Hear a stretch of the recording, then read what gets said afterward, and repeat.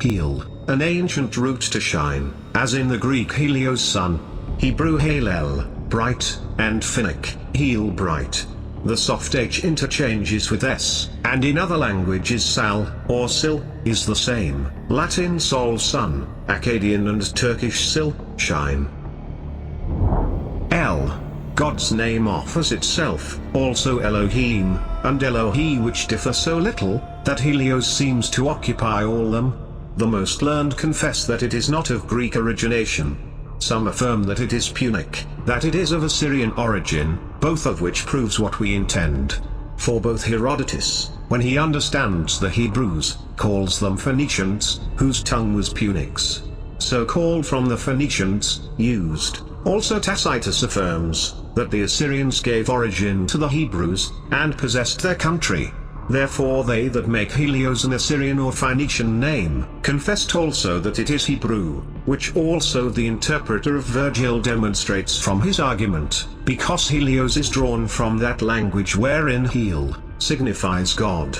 Now, none can be ignorant, that in the sacred scriptures Hail is used for God, which the Greeks of old founded, Hel.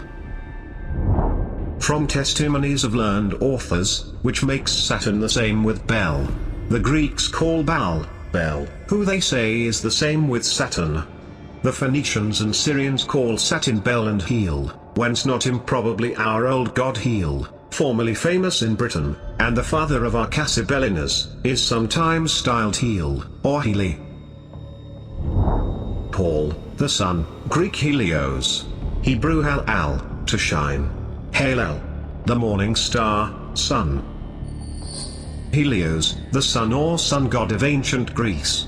The worship of the sun was practiced also among the ancient Romans, not however under the name of Helios, which was particular to Greece, but under that of Sol. Sol, Saturn, Jupiter, and Vulcan, were all one, being titles of the chief deity, the sun. Helios, whom they call by the appellation Dionysus, is the winter sun, Dionysus Saturn. Kronos, of whom Karnaios is a variant, also reappears as the radiant and glorious sun god in the familiar and beautiful passage in Pindar. Helios and Kronos were one and the same god. The Egyptian counterpart of the Greek Kronos was Keb, the great orb. Kronos, when dissected, becomes Ark, On, Os, the great fire, the one light. Ark, and On are three ancient names for the sun. The celebrated ancient poet Nonnus gives to Hercules the name of Helios, or sun, and further says that he is the same god that divers people adore under a host of different names, as Belus upon the shores of the Euphrates, Ammon in Libya, Apis in Memphis, Saturn in Arabia, Jupiter in Assyria, Serapis in Egypt, Helios with the Babylonians, Apollo at Delphi, and Aesculapius in all Greece.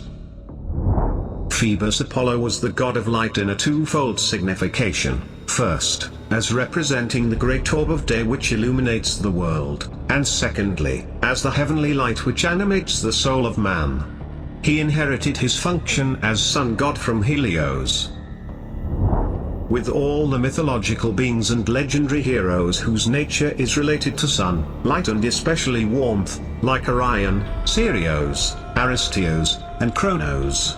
In mythology, as in language, there are synonyms, for example Apollon and Helios, Hercules and Perseus. Phaethon, Greek. The shining, a Homeric epithet or surname of Helios. Phaethon's real identity is indeed that of the sun, by way of hypostasis.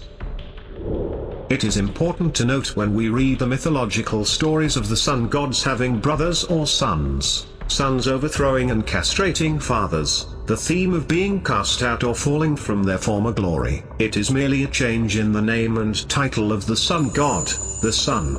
We see this with many former sun gods such as Uranus, Saturn, Kronos, Phaethon, Satan, Lucifer, Jupiter and Zeus, most of whom are reassigned a heavenly position and deified to the less brilliant luminaries such as planets and stars.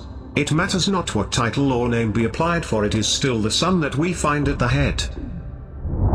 The reign of Helios preceded that of Saturn, and Osiris was the son of Saturn, and one of the younger gods. Greek astronomical lore also preserves Saturn's connection with the sun, with reference to the Babylonian star worshippers. The chronicler Diodorus writes, "To the one we call Saturn they give a special name, sun star." Various manuscripts of the Epinomis, traditionally ascribed to Plato but now thought to be the work of Philip of Opus, substitute the name Helios for Kronos, in apparent recognition of the ancient identification of Saturn as the star of the sun. According to Ptolemy, the people of Persia and Mesopotamia worshipped the star Aphrodite, Venus, naming it Isis, and the star Kronos, Saturn, as Mithra's Helios. Saturn, known as the nocturnal sun, and Pluto, Porphyry explained, is the sun going beneath the earth and voyaging round the invisible world. According to Claudius Ptolemy, in his great work on astrology, the Tetrabibla, the inhabitants of India paid devotion to Saturn, invoking him under the name of Mithran Helios. Xenophon says that the Persians call the sun by the name of Mithras. And as Helios was the Greek term for that luminary, it may have been added, as an English writer might say, le sol, the sun. Chaldeans considered Saturn the most significant of the planets, and drew from it the greater number of important auguries.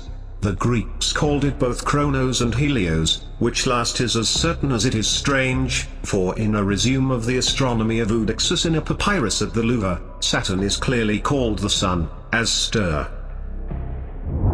Diodorus Siculus of Sicily reported that the Chaldeans called Cronus, Saturn, by the name Helios, or the sun. The star the Greeks call Kronos they call the star Helios, meaning that Saturn is identified with the sun.